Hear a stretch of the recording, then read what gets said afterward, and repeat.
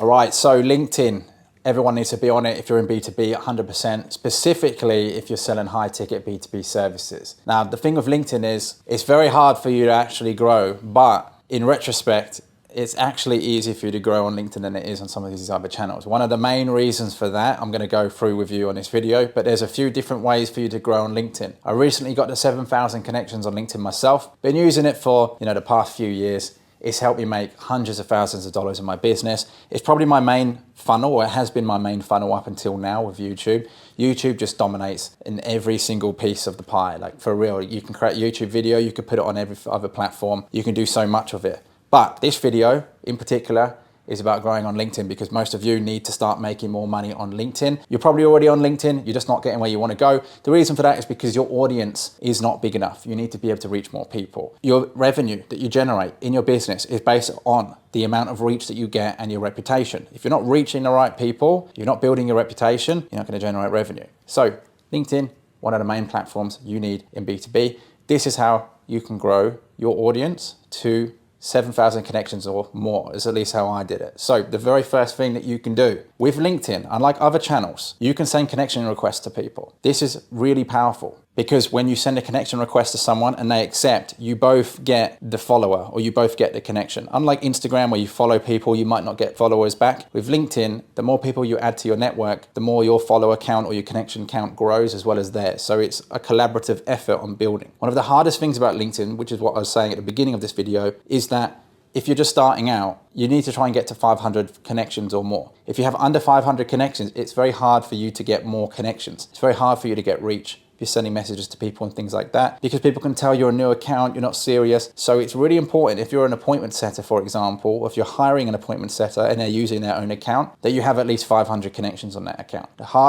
By far, the hardest thing to do to get to that 500 connections. But you can do it quite quickly by just reaching out to people. So one of the cool things about LinkedIn is that you can connect with 100 new people every week.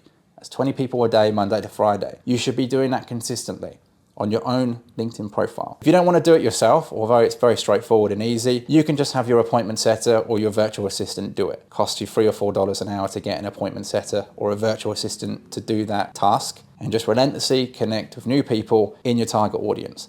I'd also recommend connecting with people that are not necessarily in your target audience, but could be collaborators in the future. So the way I did this is I connected with people in the B2B space who are decision makers, but I also connect with video editors. I also connect with people that are in marketing agencies that we could collaborate with each other in the future. So that's number one. But the thing is, if you just rely on sending connection requests, you're not going to grow that fast. That's what I did to get to this point, in addition to a few other things. The second thing that I did was post content consistently. Now, if I had have done this from the very beginning, I would probably have way more connections. I'd have a much bigger audience, and I didn't because I was stupid. But now, in this day and age, trust is at an all-time low. You need to be building an audience. The way that you do that is through posting content and doing it consistently every day. So that's the second thing you need to do, is to create content. And the first question most people will ask is, what type of content do you create? This kind of just depends on what industry you're in and your personality type. For me, at the beginning, which is the wrong thing to do, is I just posted about my services all the time. This is wrong. Don't do it because you're going to turn people off. Plus, that type of content isn't going to go viral. It's not going to get lots of likes and comments. The reason why you want likes and comments is because if someone likes it or comments on your post,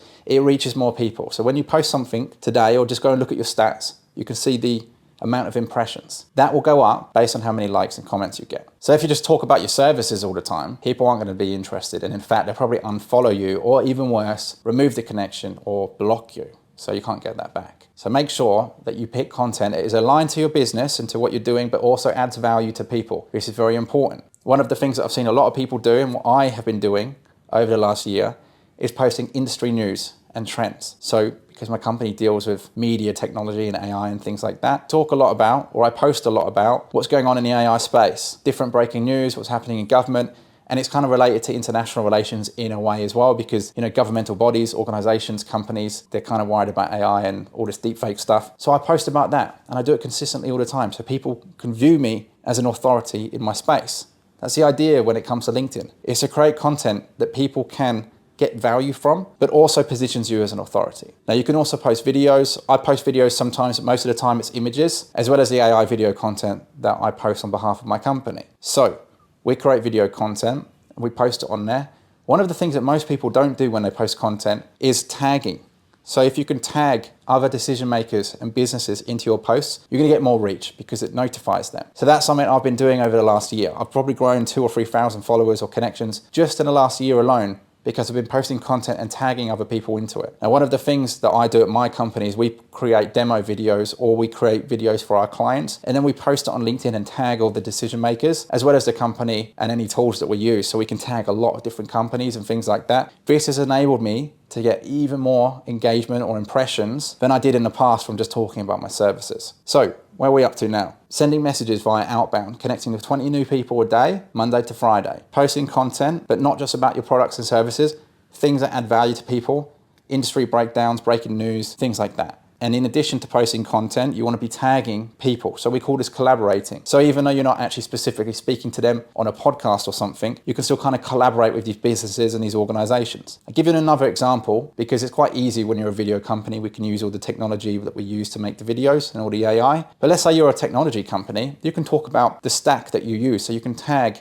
ConnectWise into it, CrowdStrike into it, things like that. And over time, you're going to start notifying these organizations about you, and it's just going to get you that extra reach. In addition, you can also tag the decision makers from those companies. Look at big companies, small companies, as well as your clients. You can talk about how you've helped clients or what they've done in the past, case studies. I know in that industry, sometimes you have NDAs and things, but you get the idea. You can find ways around this, and you can post content that shows that you're doing stuff, shows that you're collaborating with people. LinkedIn's very hard to grow in terms of the content itself. So you want to come up with different ways that is going to separate you from other people, as well as get you the reach that you're trying to get. LinkedIn's a real strange platform because people don't use it all day long, although I think that is changing. It's not like Facebook or Instagram or even YouTube. People go on there, they're usually just going on there to sell. Maybe they see what's on the news feed. I think there's a lot of work that needs to happen on LinkedIn to make it a bit better. I heard recently that they're going to start releasing games on the platform. Doesn't make any sense to me, but hey, it's owned by Microsoft. Maybe they've got a good plan in mind. But in terms of the content, you just want to make content that's going to add value to people or enhance the news feed, which is why a lot of the time I recommend that you create AI generated content, because it just gets people's attention and it's different, it's unique. So instead of boring stock footage, you can create real AI generated visuals and things like that to capture people's attention. That's at least what we've found to have worked for us and for our clients. Another thing is pretending like you are on a podcast or something along those lines, right? So talking to the camera, having your microphone there, making it look like you're doing a podcast, and then having some AI generated visuals on the video itself at the bottom, at the top, or just throughout you speaking. You can do this in two ways. The way that we do it is when we take on a new client, we interview them, and then we'll record that interview just asking them about their business, their products, their services, things like that. And then we cut it down into shorts. That's the first way to do it. The second way to do it is just to create YouTube videos like this and then cut it into the verticals, right? Very easy. If you're in the middle of the screen, you can cut it into those vertical shorts. You can cut it into squares, post it on LinkedIn. You can do the same on Instagram, TikTok, etc. This way you're able to create, an omni-channel experience for your customers. So those are the main things that I've been doing to grow my audience. And another thing that a lot of people completely underestimate and ignore is LinkedIn articles, which I think is one of the best ways for you to grow on LinkedIn, funny enough, because it gives you massive amounts of search traffic. It will help you get more sales for a start, because your LinkedIn articles can be about your products and services, but in a way so that it's like Inception. So you're talking about a major idea, a new thing, a strategy, a method, maybe even breaking news if you want. And inside that article, you can Inception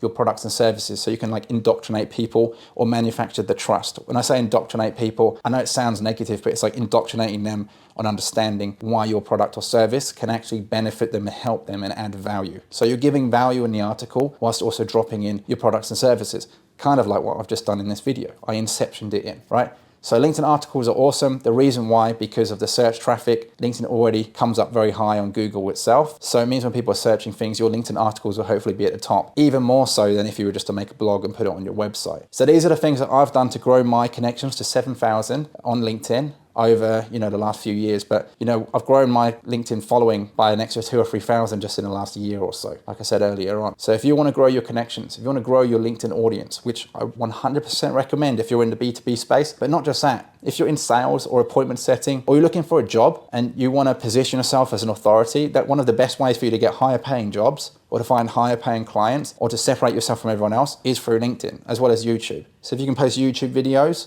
as well as creating LinkedIn content, you build an audience on these two platforms, I mean, there's no reason why you're going to fail, right? You're always going to be growing in money or in success and reputation and reach and everything. So LinkedIn and YouTube, pump it out, get it done. It's all about content. If you enjoyed this, let me know in the comments below, and I'll see you in the next one.